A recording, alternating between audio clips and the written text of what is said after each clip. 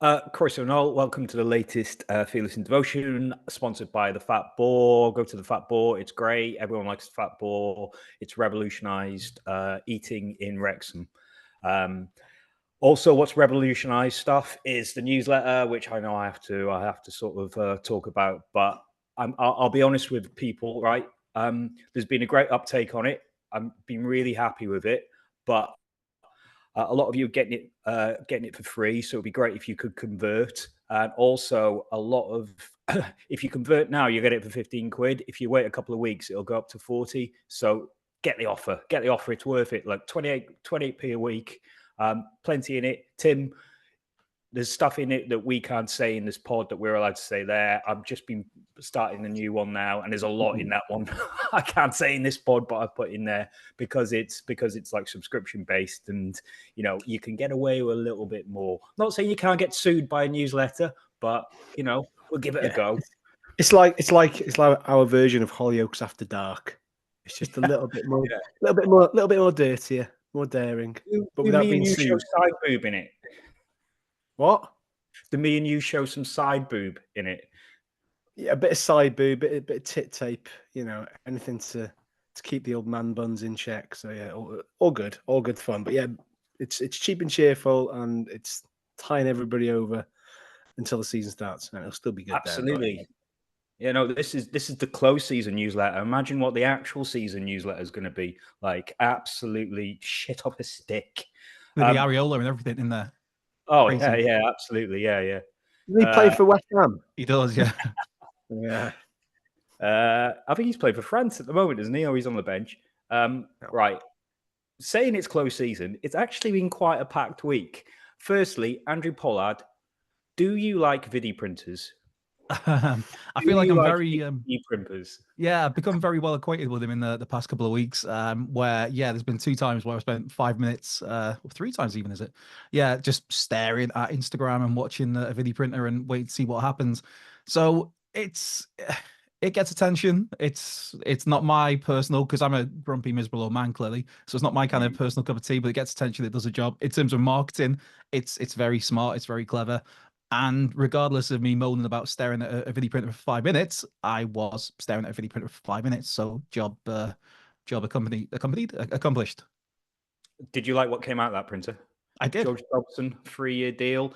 I think the key thing for us is he is Charlton's captain. And to be a captain so young of a team with so much pressure on them, this has got to be a serious player, isn't it?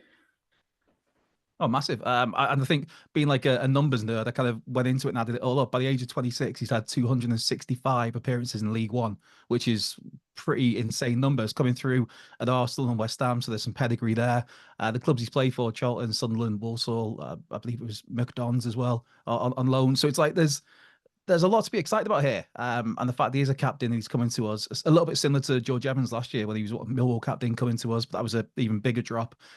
So yeah, it's a really intriguing, interesting signing. I know last week and the week before as well, we were talking about Joe Morel and whether that would happen or not. And this is kind of that sort of signing. I'm not saying Joe Morel is off the table now, but it's an exciting one. And you look at the options there with George Evans, Elliot Lee, Andy Cannon, James Jones, Jordan Davis, Tom O'Connor even going to midfield. It's a very very exciting signing for me. I think that amount of games at that age tells you 2 things. One, he's always first choice, but secondly, and probably more importantly, doesn't get injured. Yes. Isn't it great that you get a player that doesn't get injured? I'm sure we'll find a way to injure him because literally that's what we do with players.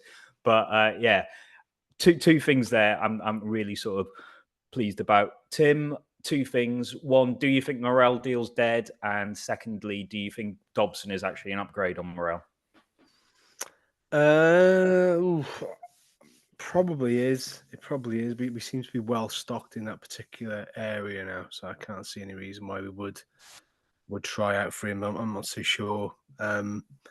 Is he an upgrade on Morel? Hard to say. Only because I've seen more of Morel than I have of Dobson, to be perfectly honest. So that's what I'm basing it on. But he's a busy guy. He kind of Dobson reminds me of a cross between Jeff Brazy and Stacey Solomon.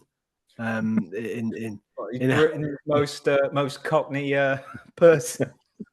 he's very excitable. He's very like a cheeky chappy, likable kind of like, I don't know. He's just that kind of person, isn't he? But clearly, he's a very good footballer. Clearly, I mean, Charlton fans were fuming that they couldn't keep hold of him. Fuming that he left. I mean, they're all saying, "No, we're getting a better player than him. Now he's gone. It suits all parties." But again, it's just for me, it's a really big example of not just the pulling power and all this sort of stuff. And when somebody asks, "Oh, why Wrexham, George?" which I think was on the sort of behind the scenes thing. And all of us are like, "Oh, clearly it's going to be a better payday, blah, blah." It's the cynical aspect of this. But I genuinely believe that it's a lot more than that. I genuinely believe that the whole, like, Parky just has this thing where, if you're going to bring a player in, there's already connections there. He knows Owen O'Connell from his time at Charlton. He knows Ollie Palmer from his time at Wimbledon. Knows Elliot Lee, from Charlton as well. So there's all those links, and that makes that bedding in period so much more easier, so much more seamless. The fact that he knows Parkin, Steve Parkin, all these little things.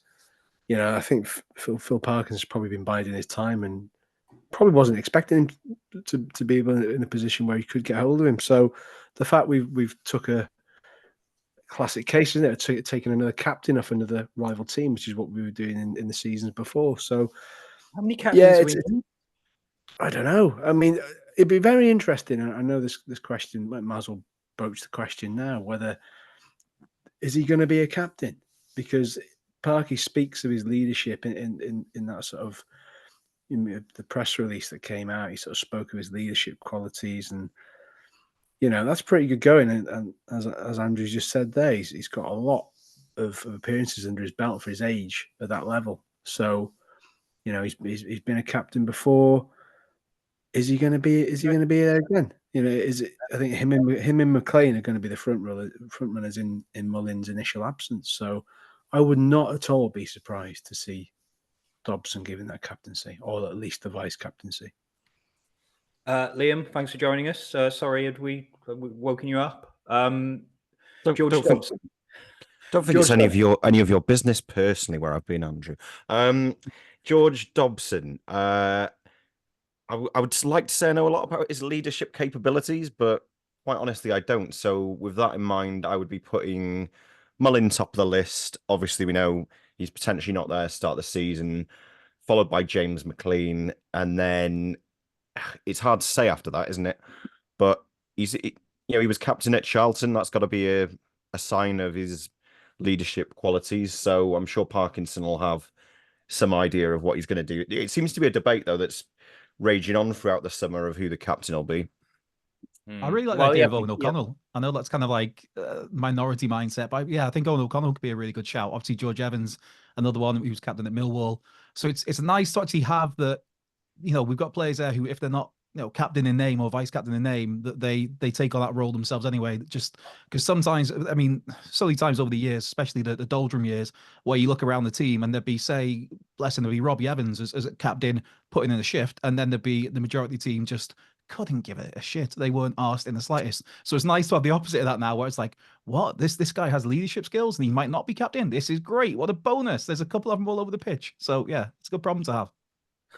Where are we going to play him then? Andrew, I know you love debating the makeup of our midfield. So we've got a defensive mid. I think we've seen the highlights. He seems, I think Tim called him like a Darren Ferguson type, very left-footed, seems to like a pass. Obviously, the highlight reel I saw was only his best bits. I didn't see him fall on his ass and let 4 people go past him. But, he seemed to have a big range of passing. Also plays at centre half, so probably knows how to tackle, where to position himself.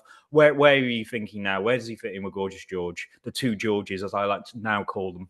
Oh, I say GG squared. It's simple. Oh, okay. Yeah. Right. I think he slots along in alongside George Evans. Basically what we've talked about for the last couple of weeks with Joe Morrell, where he might end up is like that for me is where he ends up in competition with, say, Andy Cannon, because reading into it and looking into it, it does seem like he can cover centre half, but naturally it seems that midfield is his position, that he is has got a bit of energy about him as well. So I think in there with George, and then presumably Elliot Lee as well to start the season. But it's again options. The fact that him and George Evans can both play centre half if needed to drop in there. It's good to, again, I don't want to harp on about all the shit years, but it's just good to have options and have things where it's like, oh, this is actually quite cool. This is nice. I can get excited about this rather than just like, oh God, he's shit. He only plays one position. He doesn't give a toss about the football. Yeah, but now we've got lots of people who play various positions and do give a toss. Yay. Look at that. Yeah. Crazy. Tim, could you actually see a scenario where we have sort of two team makeups? What I'm thinking is like a home game sort of midfield where you've got the likes of Andy Cannon who likes to break forward and break the lines, and maybe more of an away sort of midfield where the likes of the two Georges can not shut up shop, but at least make us a lot more sort of solid when we're going away to the likes of, I don't know, Peterborough or one of the sort of the big guys, really. Yeah, wouldn't surprise me. Wouldn't surprise me because there was a couple of occasions. It's a classic case, wasn't it? Last year, we were like, for so long, we were like, why are we so good at home and so crap away? Where's that solidity that we seem to lack, which was so good at home? So I think there is an element of that. And I would not be surprised to see that happen. I mean, like we keep saying options. I mean, the fact that we've got them, the fact that the injuries will bite. Yes, we're going to be playing on better pitches, but injuries will bite as they always do. So to have that cover already going into this season is a good place to be. And I think you're right. I think we expect teams to really sort of put it on us on their own turf, and I think we need to be ready for that and weather that storm. And to weather the storm, you need battlers. You need little bastard Yorkshire Terrier type rippers in there who can do some damage. And I think a couple of people have been saying, I think if you got McLean and Dobson on the same pitch together, they're just going to leave a trail of bodies in their wake. Because, like, I mean, a couple of people I've spoken to about Dobson say, look, he'll literally, Darren Bray style will give you 125% all the time. He'll run everywhere. He'll chase. Impossible. So I call bullshit on that. You can't give any more than 100%. Well, I'm still saying, well, Darren Brace gave more than 100%. I don't care what you say. I go beyond the fourth wall. So there we are. But yeah, I just think some say he's prone to a few missed and rash tackles, but then hang on, they said that about McLean, didn't they? They said that he's a yellow card machine. He will get sent off 3 or 4 times a season. That never happened, and I don't know if it's because he's getting a bit older or if because Parky's got hold of him discipline wise. But to have that sort of conception about someone before they come in, I think the proof is in the pudding, really, because even though our discipline was up and down last season, we did seem to sort of pull it together towards the end, didn't we? And we were quite sort of well drilled by then. So yeah, maybe he won't be the sort of yellow card machine that people are saying he might be. On that, we are going to get a Charlton fan to discuss George Dobson. Maybe not as long as Craig, who came in to talk about Lewis Brunt and seemed to be here all week. And why are you so down on Craig? Why down on Craig? Craig was a lovely guy. I just can't love everyone, right? Because now he was great. I love the fact that I still love it. Like he just literally went, "Oh, he was really good," and he went, "Yeah." I think yeah. I'm not going to carry on film. We get a replay because I'm pretty sure you did go yeah. Yeah. Absolute shade thrown on him. Let's see if it happens again. I'd just like to introduce Gavin, who's going to come in and talk about our new signing, George Dobson. Gavin runs the Mod Mag Charlton fanzine. I know that because when we were setting up our fanzine, I looked at his and took some inspiration for it. So, Gavin, thank you for letting me steal your ideas first and foremost. Absolutely, no problem at all. Thanks for having me on. No, it's great. Won't keep you long, mate. Won't keep you long. We just want to talk about our new signing. Now, a couple of things that we've sort of thought about. One, it's great to grab someone's captain. But firstly, could you sort of take us through his sort of departure? Now, did you want to keep him? Was there an offer on the table? Or did he just decide that he wanted to do something a little bit different? Yeah, it's all, from a Charlton point of view, it's all a bit of a shame, really, because by all accounts, he wanted to stay. Fans wanted him to stay. Nathan Jones wanted him to stay, but it seemed to be a bit of a cock up, if I'm honest. I mean, as his contract was running down, I think there were definitely offers made to him, but I think because for the last 2-3 seasons, he's by far been our best player. Player of the year twice, I think. Yeah. And in that time, he'd seen players come in who had maybe fallen by the wayside or maybe had been out with injury, but were probably on a lot more than he was. So I think he was kind of angling for, something fair. And if the rumours are to be believed, he wasn't asking for the world. And I think those talks went back and forward and sort of broke down a bit. And I think the going to Hungary or the Hungary offer was a bit of leverage. Right. And I think it backfired a bit. I've done that before. Gavin, it's Yeah, like we've all done it. when you We've all go done it, Sky, you try and get a new deal off Sky, and you sort of go, "Yeah, I'm going to leave," and Sky, there, "Oh, you're thinking about Sky, See you give me a then, great yeah. deal on Sky Sport," and then they go, "Leave then," and you go, "Oh shit." Yeah. Then you have to go back and get Sky. Yeah. I think that might be a little bit of what happened, and yeah, they called his bluff a bit, and at the time when it was announced that there was interest from Hungary, from a club that nobody still to this day isn't really sure how to pronounce. We said at the time, there is no way that a young lad from Essex with 2 young children is going to move to Hungary. And we were kind of right in the end. But throughout the whole process, I always had an inkling something would give and we'd sort it out. But I don't know. I think nobody blinked first, so it didn't happen. And then, obviously, was it last week or whenever it was, the contract was torn up. There was once again a bit of hope that we might have been doing something behind the scenes. And then when it came out, he was a free agent. I pretty much called it that you'd come in for him, given that you'd made an audacious bid for him a season or 2 ago. We do like an audacious bid. So, music to my ears there. One, that you think he's been your best player for the last couple of seasons. So, right, take us through. What sort of player is he? We've got a 3-man midfield. Where would he fit in there? Would he even go into defence? And what were his sort of main qualities? Well, if you believe our chart, he's better than Casemiro. So, no, in all seriousness, yeah, he might. In all seriousness, no, he's a great player for this level. I thought he might have gone to the Championship, and to be honest, that would have been preferable. I mean, I think Charlton fans are a bit miffed in the same way as Alfie May going to another League One rival. That's a bit unfortunate, but that's football. No, you'll get a tough tackling, relentless work rate. He breaks up play, keeps things moving. Yeah, he'll be a fan's favourite, I would imagine, because that's all fans want, isn't it? Someone that's gives 100%, doesn't stop.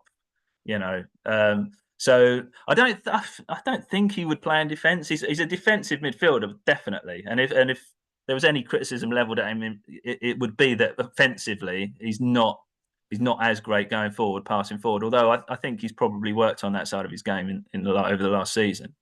Nathan Jones really liked him, and I think really wanted to keep him, but obviously came to a point where they had to move on. But yeah, I mean, I think there'll be no ill will towards him. I think we wish him well. I think we were just hoping the outcome would have been different. But yeah, you've got a great League One player there. Could he be captain material? The reason I'm saying that is we've lost both our captains. Ben Tozer has gone to Forest Green Rovers, and Luke Young's left as well for Cheltenham. So there's a hole there. And we thought Mullin because he's a star man. But a lot of people sort of suggesting maybe George Dobson could come in and be the captain. I don't see why not, mate. I mean, he was our captain. He is that player. Yeah, he's kind of, he's a Brian Robson type, really. Maybe a bit of a slight version of Brian Robson, but I don't see why he couldn't be a captain. Cool. Does anyone else want to come in with a question for Gavin? Just in terms of his, you mentioned his qualities and maybe some of the other things in terms of the defensive aspect of his game. What's he like as a person? Because we have this thing where Parky's got this dickhead test that everybody has to pass, and he just seems that he always seems quite laid back, affable. The fact that he already knows a ruck of players from Owen O'Connell and obviously Elliot Lee, obviously Parky and Steve Parky from his time at Sunderland. He strikes me as quite a likable guy in that sense as well, not just for the stuff he brings on the pitch, but away from it. Is that fair to say? Yeah, absolutely. And similarly, Nathan Jones has this no dickhead policy, as did Dean Holden before him. And yeah, he certainly, yeah, Nathan Jones liked him. Nathan Jones was all over him. So yeah, he's a lovely guy, really nice. Yeah, he's a decent enough lad, hard working, nothing flash. Yeah, I don't think you've got to worry about that. And I think, as you just mentioned, I think Parky signed him at Sunderland, didn't he? So I think there'll be he knows what he's getting. I think he was a bit of a flop at Sunderland. I think if you speak to Sunderland fans, they not really got much good to say. Yeah. But I think he went on loan to. He's not Casemiro at Sunderland. I'll tell you that much. No, he's not. But I think he went on loan to Wimbledon, and they love him as well. They were gutted when we signed him from Sunderland and took him off them. But yeah, no, he's a sound guy, I would say. And probably a regular starter, you'd imagine, for us. I know we've got competition across the board, but based on what you said there about the captaincy aspect, for me, it looks like sort of likes of Andy Cannon's really got their work cut out now with somebody who's really got some significant competition for him in that particular area of the field. Yeah, I would say so. I'd be surprised if he didn't start. But then I don't, know your side as well as you guys do, obviously. But I'd be surprised if he hasn't been brought into, if not be captain, definitely be a regular, I'd have thought. Gavin, I know we haven't got you for long, so basically just give us a bit of a rundown about how Charlton are sort of dealing with the transfer window. Are you quietly confident for next season? Well, I kind of always am, but I've been burnt the last 3 seasons where we've been nowhere near challenging for anything. This season, this pre-season is different in as much as we've been quite sharpish. We've got our recruitment done quite early in the window, which we've not done before. And it seems a bit more measured, a bit more considered, and the board are backing Nathan Jones. And there seems to be a bit of a dynamic shift in that before Nathan Jones, all the managers were head coaches, and it seemed like Andy Scott, as the technical director, was pulling the strings and giving, as it sometimes happens, gives the head coach the players to work with. But it seems to have changed a bit, and all these players that are coming in are being handpicked by Nathan Jones, which is encouraging. And Nathan Jones, I think, it was a bit of a coup getting Nathan Jones, and I think he's here for the project. And he's certainly stopped the rot last season when make no bones about it, we were in a relegation battle last season, and he came in, and although we drew loads of games, he really did stop the rot. And I think he's bringing in what they say Nathan Jones type players, which are big, physical, technically good players. But I've always maintained in League One, and I suppose in any league really, if you can keep clean sheets, that is half the battle, and we've not been able to do that. What's his contract, Gavin? What's his contract, Nathan Jones at Charlton? Do you know what? I'm not sure. I think it's decent, and I think he's on a lot of money. Reason I ask is obviously Wales are currently without a manager. Yeah, that has been. And even though there is, I'm not trying to pull the rug anywhere. Nathan Jones won't leave a club. Come on, his word is his bond. He'll be there. Well, I mean, we all know he had a wonderful time down at Stoke. Luton was his place, wasn't it? But no, I just wondered because I know the parameters can shift so quickly in football, and Wales have got a little bit of time to get a manager in place, but they seem to be bickering a little bit at the moment. It's first Thierry Henry was mentioned. Craig Bellamy's seemingly not going anywhere. So, yeah, I was just wondering where what your thoughts were on that, because I think he's mentioned in the past he wouldn't mind going for that job, but whether it's coming too soon for him yet, I don't really know. Because for me, it feels like he's in the midst of trying to rebuild his career as a manager, really, after that sort of horrible time with Stoke, really. Yeah, he needs to sort of build his stock up again, I guess. And you're really playing to my anxieties here, because that, my fear is we have a blinder of a start, win the first 8, top of the league, and then Luton sack the manager, or Wales come in for him, and then that's always at the back of my mind, which but to be honest, it'd be a nice position to be in to win your first 8 games. So we'll cross that bridge when we come to it.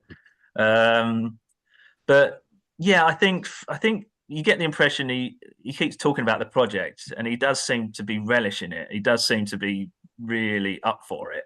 So, but then, like you say, you never can tell. A big club comes in for him. I didn't think, at the end of last season, I didn't think Alfie May was going anywhere. And then that all happened very quickly. So you never can tell. But yeah, fingers crossed. Right. Any last questions for Gavin before we let him go? I have a slightly random one that's not related to anything we've discussed today, but just as a Charlton fan, I kind of had to bring it up. What the thoughts are on Brian Hughes as an ex-Wrexham midfielder, ex-Wrexham manager, did 3 seasons there in the Premier League. Just what are the sentiments towards Yozza down with Charlton? Oh yeah, I mean, good. I think. Well, how long ago was it you played for Charlton? He was 2004, I think it was. He went there and did. I think yeah. So he was. He was at the back at the start of the decline, the massive fall from grade. But that's no reflection on him. I seem to think he was a solid, 7 out of 10 most weeks midfielder. I mean, he wasn't a Mark Kinsella or a I don't know, Klaus Jensen, but he was solid. And I think did Kerbishley sign him? I think he did. It would have been about that, yeah. But I'm pretty sure it would have been Kirbish there at that point in time. It was one of those kind of that was never a massive fan favourite, but he didn't really do anything wrong. I know that's a bit of a vague answer and a bit of but yeah. Yeah, 10 out of 10 player for us. Yeah, probably 3 or 4 out of 10 manager for us, and that's probably being generous. How long ago did he manage you? How many? Yeah, it's 18. Yeah, it was. I shouldn't have brought this up now. I shouldn't have brought Brian Hughes up. No, going to give it bad. No, you're playing to all our anxiety. Yeah, we're all going to go away panic. No, he was absolutely one of the greatest players I've seen on the racecourse, but just never quite worked as a manager. We'll say, to be kind. Okay. Gavin, before we let you go, who's going to win it? Who's going to get into the playoffs? Are we going to get in the playoffs? Go up again? I think you're certainly. I mean, the bookies think so, don't they? I think you'll be there or thereabouts. I think Birmingham will be definitely up there. Probably Huddersfield. Rotherham went a bit nuts in June and signed about 200 players, so they got a lot of business done early on. It's going to be a tough one. It's going to be a tough league. I mean, last season, if you look at it on paper, that was the season to get out because Portsmouth won the league and they weren't much. I mean, Oxford didn't fluke the playoffs, but they kind of found themselves. So I think last season was a lot easier on paper. That is, I mean, it's never easy, is it? But there's a lot of decent teams in League One. I mean, even Stockport have come up. I think they'll challenge, and you'll always get, you got your Peterboroughs, your Wigans, your Readings. I mean, last season's surprise package was Stevenage, but I think now Steve Evans has gone. They might struggle. Yeah, it'll be tough. So I'm going to say Birmingham will win it. Yeah, I don't disagree, especially with Alfie May. Thank you so much for thanks for having me. For that. And I'm sorry to leave on Alfie May leaving. I'm over it now. How for you? Flicking the bollocks to start and then to finish. That's what we like to do here. Thanks, chaps. See you later. Cheers, Gavin. Have a good one. Thank you. Bye.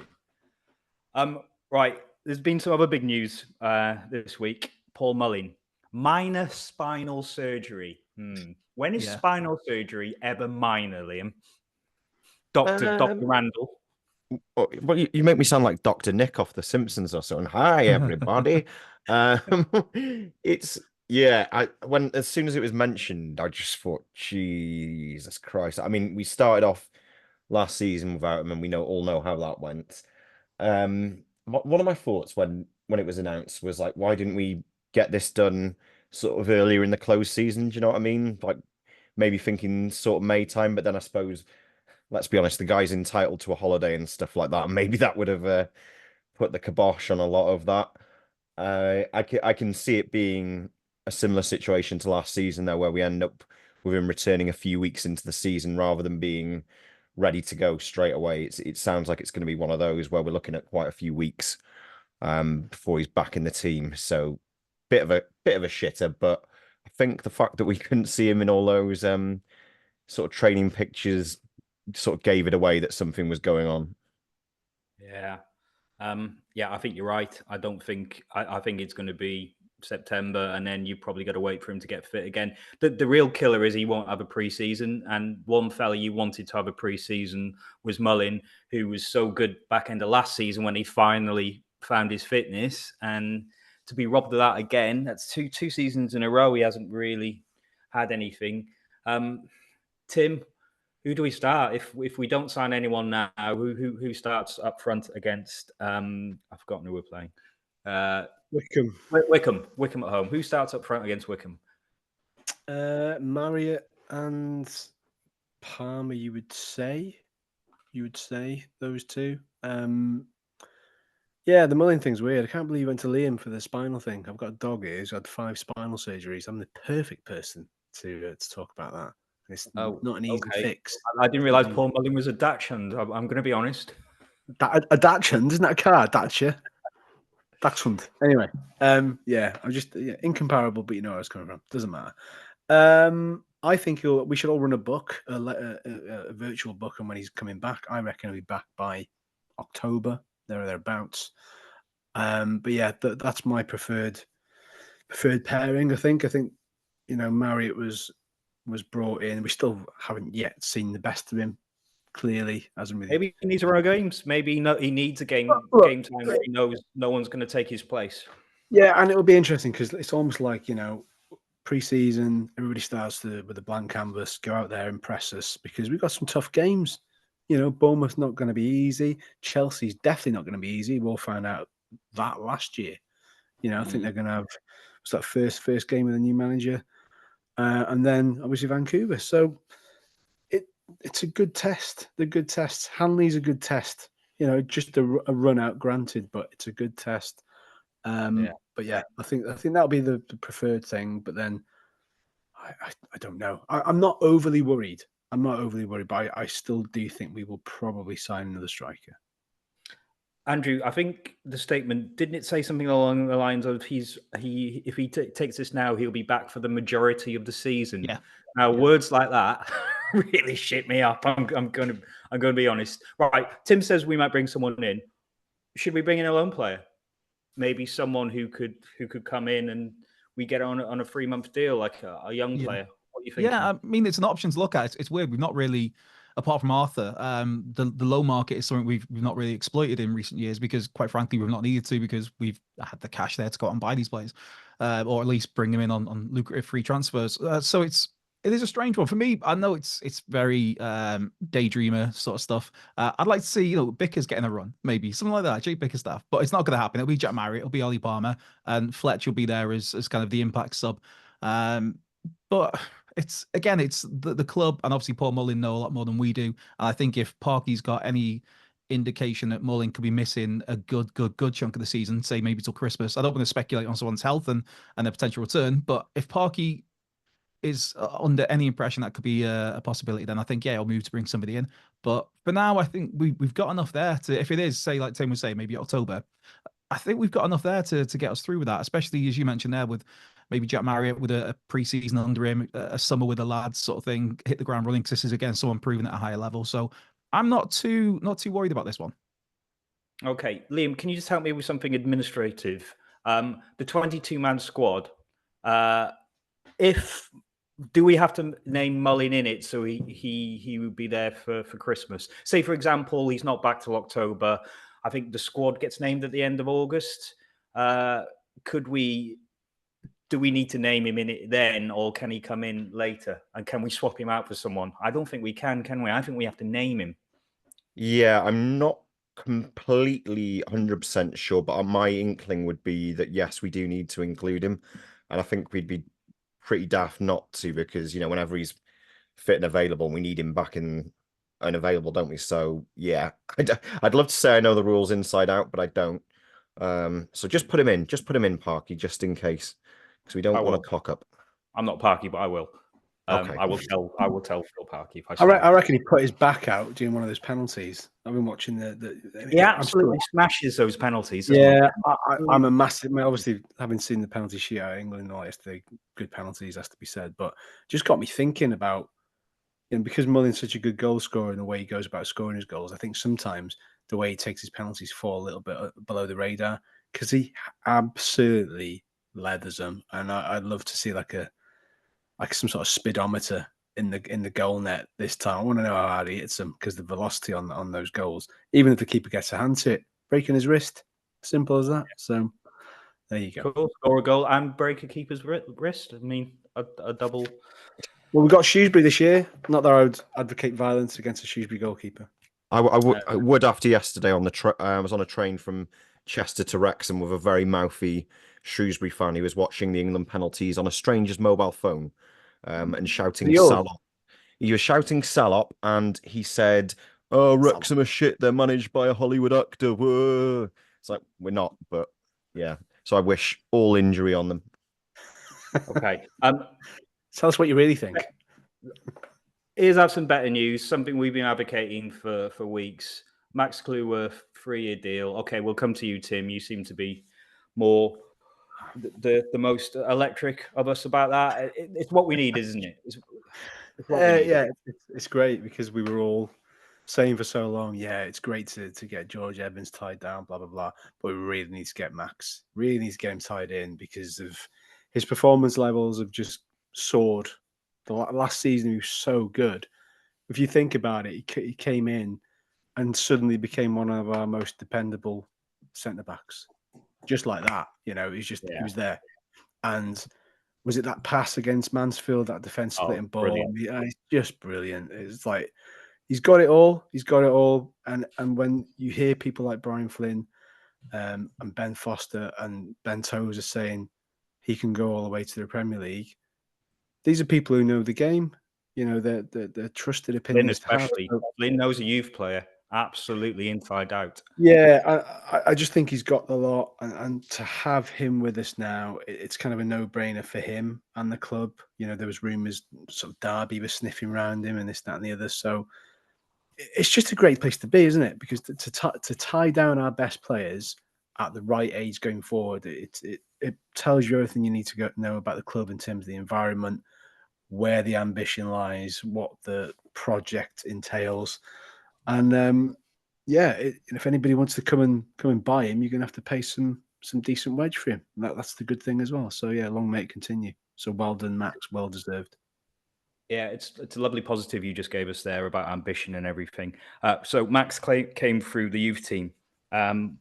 There's been some stuff on social media this week about the academy, about it maybe stuttering a little bit, about category 3 status that we may have missed out on. Obviously, we know that a good youth system is paramount to this club growing, especially because we've got half a country to aim for good players. Liam, I don't know if you know too much about it. It seems to be a lot of hearsay about what is actually happening, and there's not really been many comms from the club about it. So what's your sort of take on what has been said on social? So the rumour's been going for quite some weeks now, and it's come from parents who've got children in the youth system who are saying that the application for category 3, wasn't it, status, has been rejected. Now, I don't think the club has confirmed this. I don't know that it's official, but my understanding was that they'd apparently appealed the decision, and that is what is currently being awaited. Now, I think the club has potentially briefed differently. I don't know on that front. But I mean, the one thing I will say is that obviously this all came from a tweet put up by Nath Salt, who we all know from Rob Ryan Red. He's an evil overlord. What a troublemaker. He's an evil overlord, but he is very reliable in terms of his sourcing, to be fair. And he's not just had that information from one person. He's had it from several parents within the youth system. So it's one of those, either there's been a communication breakdown and people have got the wrong end of the stick, but no smoke without fire is what I'd say. And it would just be a huge setback for everything the owners want to do with the club if we don't achieve that status. Tozer talked about it on Fozcast, where he was saying the infrastructure needs to keep up with the progress of the club on the field. Absolutely. And again, that's another key area where whatever happens, we need to make sure that keeps progress.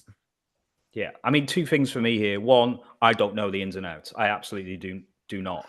Secondly, though, and more importantly, I think it's a perception thing. So, the owners came in a couple of years ago and had a pretty clear mission statement about what they wanted to do. It involved the youth team, it involved the training ground, it involved the cop. That hasn't happened yet. And I know there's a lot of things going on behind the scenes, and I know trying to run a football club isn't as easy as Football Manager or anything. There's a lot of hoops you need to jump through that maybe have even caught, experienced football administrators like Sean Harvey out. I'm pretty sure that is the case. But, of that mission statement, not a lot of it's come true yet. There's whispers of US games. There's loans being levied against the club. Now, I'm not for 1 second wanting to pile into the owners or the people who've run the club, because I think they've done an excellent job. But, part of the mission statement is to always beat Chester. We've not even beaten Chester yet. Andrew, what do you think? Do you think there's a bit of overreaction? Do you think it's just something that the club will eventually sort out? It's in a long list of things that need to be done infrastructure wise. Yeah, I think part of the problem is I was speaking to somebody about in the pub about this a couple of days ago, where it's almost like in 3 seasons we progressed naturally how a club, an upward moving club, would progress in maybe 10, 15, 20 seasons even, just in terms of so much about the club. And there are things that haven't been addressed yet, that this being a major one. And I think, like what Liam said, there's no smoke without fire. So there's clearly, whether we've heard the complete truth about this, there's clearly something there that's not right. And this, as a football club that for so long prided itself, literally our model was to generate young players to sell on, to keep the club ticking over. Whether you go back to, say, a Lee Jones, and I mentioned Brian Hughes before, people like that, where that was our model. That was how we operated, with that focus on youth and developing young players to sell on to keep us ticking over. So yeah, it's not nice to hear. It's not great to see, and it's something that needs to be addressed. But again, there's several things that we're kind of behind. Where our status is as a League One club, there's several elements where we're way behind that, way off that, whereas other elements of the club are way far advanced, like the marketing, the international sales we do, all that jazz that is up there with Premier League teams. So it's not great. Tim, does this come down to the lack of a training ground? Does all this come down to that? Because if you've got a training ground, you've got a base, you've got somewhere where you can set up this youth team. If you don't have that and you're a bit nomadic, it becomes harder and harder to get the levels you want, surely. Yeah, and this has been a bugbear of the club since day dot. I remember Humphrey coming in either on here or maybe one of the fan groups and saying, look, there's a distinct lack of facilities out there that they can train on, that's got open pitches that they can, that is a good base. So hence why they've kind of lived this kind of weird nomadic existence between Carden Park, between the actual racecourse, between Collier's Park. So it is unsettling. It is unsettling, and Jordan Davis said that as much in the Gross Reds meeting of the day, and he wasn't being he wasn't throwing shade on it, but as a player, when you're coming in day to day, where we training today, or there'll be a timetable, but it can still be frustrating to be plotted in 3 different places as opposed to 1.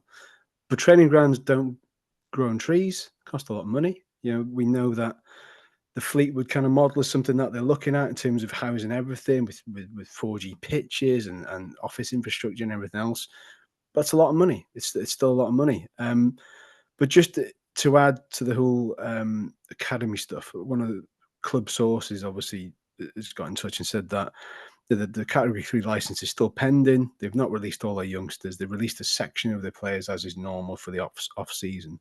There is a bit more, there should be some more good news regarding the academy next week. Obviously, it's not my place to say that, but there should be some more positive news, and maybe they may well address the whole issue as a whole when that news comes out. Then, so they could have knee-jerked it and said, right, let's react to this, let's put a statement out. But then some statements offer nothing than just we're aware of it and just inflame or make the situation worse. So there's 2 sides to every story, and certainly not doubting what the parents have said. There's going to be some aggrieved parents out there for sure, and as we keep saying, there is no smoke without fire. So there is something about it. We have been transparent in the past, and I know there is a line of transparency. You can only say so much, but I think at some point the club do need to fight some fires in a sort of maybe proactive way and say, look, maybe we got this wrong, or maybe we just need to kind of be a little bit more clearer and clarify where we are on this particular issue. So, and that will come. The CEO is getting his feet into the table now. That will come. That will start drip feeding down, and we'll start getting a bit more clarity. And confirmation of things that we need to know about. Yeah, I suppose for me, the temporary cop is a good analogy of where the club is now. Yeah, you need to move and build something and get the people in and make the money, but it's not permanent. And nothing really at the moment has been permanent. But I realise the club is just on such an upward trajectory. It needs to make all the money it can. It needs to really sort of hone in on what is important at the moment. And I think that's probably the first team. And it's what we wanted the club to get back-to-back promotions. It's happened. They want to go again.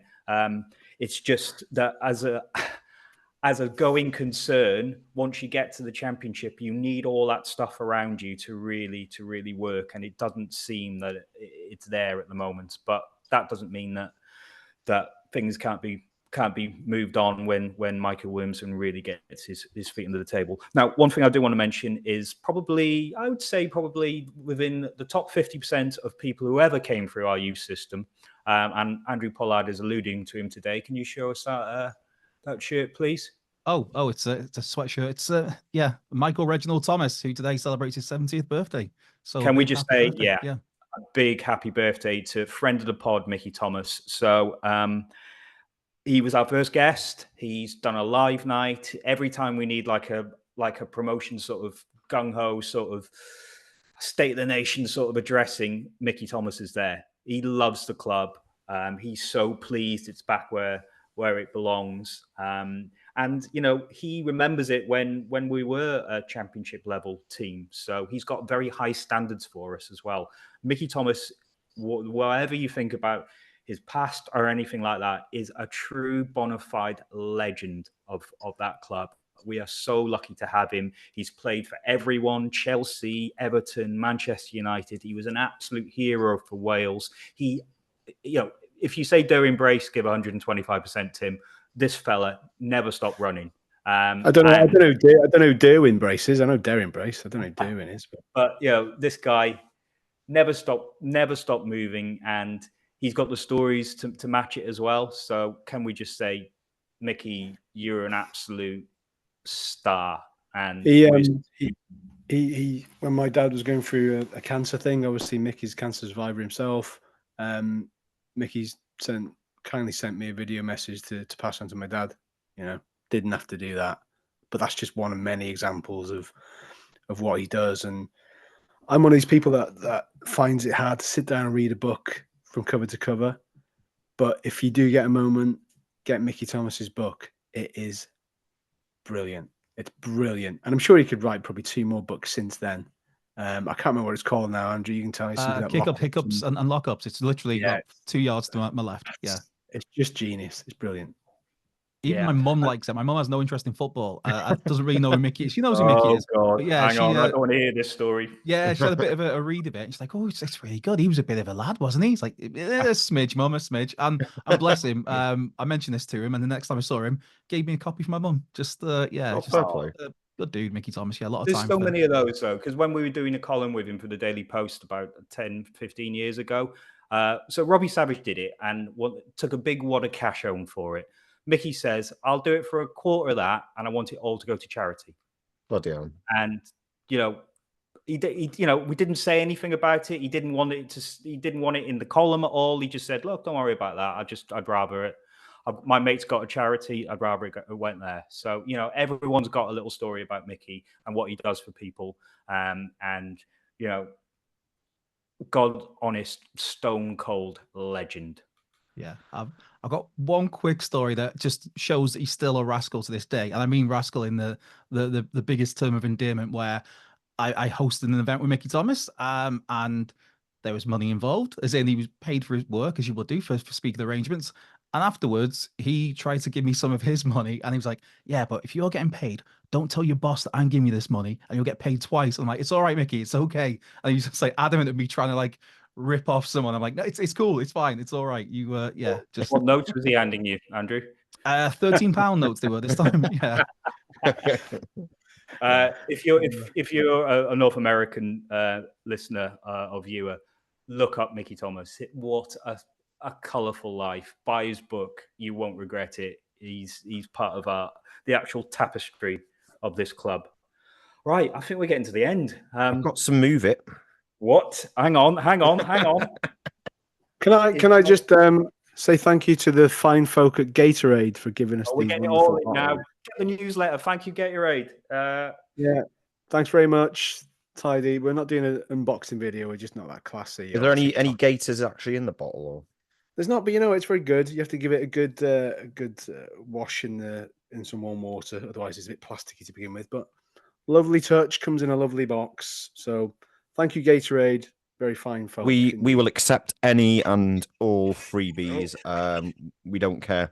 Yeah, I've also got to thank United Airlines, but I'll do that soon. I always think of like the alligator that ate Chubbs' hand in Happy Gilmore when I think of Gatorade for some reason. It's a very random, specific alligator, but yeah, that damn alligator took his hand right off. Yeah. Anyway, sorry. Let's drink Gatorade. Yes. Yeah. Thank you very much, Gatorade. I wish to get that soon. Right, I've got it queued up. Do you want me to play it? I've got the version with the Madagascar penguins on. Lovely. So family friendly. Worse than Book of a Conquest. I like to move it. You like to move it. Do you reckon that's the penguins actually singing it, or is it still the mad stuntman singing with? I think it's actual live penguins from Chester Zoo laying down some fat beats, some sick beats. Right. Yeah. Okay. Go on. Hit me with some transfer news, Liam. Well, you'll never guess who's back off his holiday. Why are you so like leaning into the microphone? Because like it's like you when you went to North Korea and you went through the hidden tunnels. It adds to the mystique. That reminds me of that Neil Warnock meme where he gets the camera. Go on. Okay, let's not compare me to Neil Warnock. So first of all, we're still very much in for a left wing back. One of the latest names, more of a left winger, but can also play in that position, is Hull City's Ryan Longman, with us, Millwall and Birmingham reportedly interested in his services. But apparently Hull want a 7-figure sum, which are we going to be handing out 7-figure sums? In my opinion, not in this transfer window. I don't think we're quite there yet. I mean, our biggest current outlay is still Oliver Palmer, if I'm not much mistaken. So I would be surprised if we were going to fork out that much. I mean, we will get to that stage hopefully one day, but I can't see it yet, if I'm brutally honest. But yeah, still very much in for a left wing back, so watch this space. January target Ronan Hale looks to be on his way to Ross County. They've had a bid accepted from Cliftonville. He's quite a fast, high-scoring striker. So that's another name to chalk off. Millwall, obviously, we are still being connected with, I think, pretty much every one of their starting 11 so far. But they look set to sign. Now, I don't know if anyone's heard of this player, Macaulay Langstaff. I haven't heard of him. Apparently played against us a couple of times, but no one really noticed him. Yeah, no, I can't say he ever stood out for me on the pitch. So, but he's some fella. He was on a documentary, wasn't he? He's some fella on the documentary they give a bit of airtime to. I can't remember. Yeah, out of generosity and the goodness of our hearts. But he might be moving to Millwall, which could open things up for Tom Bradshaw to come here. A bit of a domino effect. Apparently, they've got something in place where basically they're not willing to offload players until they've got someone in place. So that's another case of watch this space. And I think that's it from the boy Wonder, back from his holiday, looking wonderfully suntanned. Great. There you go. That's some good stuff. Good stuff. I didn't know about the left wing back, Ryan Longman. Never heard of him. I'm sure he'd be great. Well, as a football manager nerd, I had him on Football Manager for Wrexham years ago, and he was the bee's knees, but he wasn't a left wing back at that point, or a left winger. He was a striker. So maybe Football Managers lied to me again. But yeah. Does it? I mean, if we did get him and he's a left winger, we're converting to a left wing back, and then we've got Ryan Barnett, who's a right winger, we're converting to right wing back. I mean, do we sort of need our wing backs to be a little more defensive minded? We are going to go away to the likes of Birmingham, probably not have a lot of possession, so there's going to be a lot of defending to be done there. Yeah, Carlos Edwards did fine. Paul Edwards did fine. They were right. The Edwards brothers. They couldn't defend for toffee, but yeah, it's positive. Positive, Gilbo, on the offense, on the front foot, until we start getting mullered in the first few games, 5 or 6-0 down the flanks, and then I'll take it all back. was talking to a friend about this on the weekend, and I think a lot's asked of wing backs now in the modern game. You got to be able to get up and down. Oh, you got to be good defensively, but you also got to be good going forward. I think even at League One level, you've got to accept the fact that there's going to be some sort of flaw to their game. So to ask them to be absolutely amazing doing both, I just think it's a big ask, to be honest. Would I prefer it if they can put in a tackle? Well, yeah, quite clearly, but you got to put it in perspective. Yeah, I think that's a good way to end. Putting things in perspective. Fearless and Devotion have been doing that for a good couple of years now. We hope with only minor. Do you want to talk about kickoff changes that you were getting angry about? I am getting angry, but basically, you target a couple of weekends and you think that's going to be an absolutely brilliant weekend, right? Bolton away, you can go up on the train, you can probably stay over. It's like the one sort of thing you're zoning in on. The same with Birmingham. Can't wait for it, and then it just becomes a Sunday. Then it becomes an 8 p.m. on a Monday. So even that now, I'm thinking, can I actually make the game? Can I get from work quick enough? About you. Sorry? But yeah, it's all about you.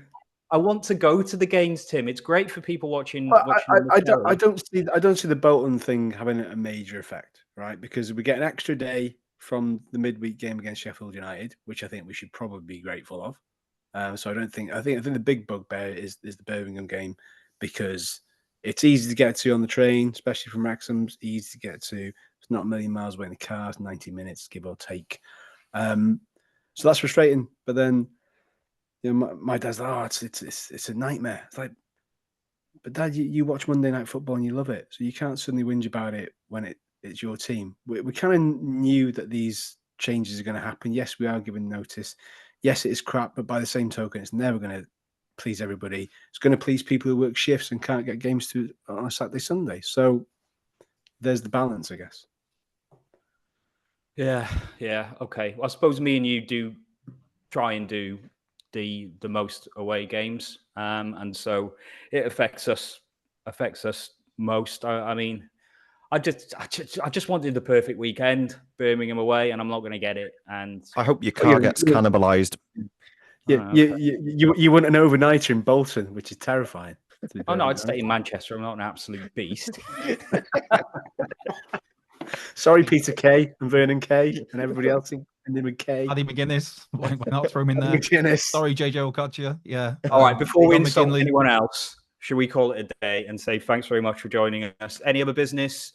Say now. 3, 2, 1. Like, subscribe. Yeah. Do the newsletter.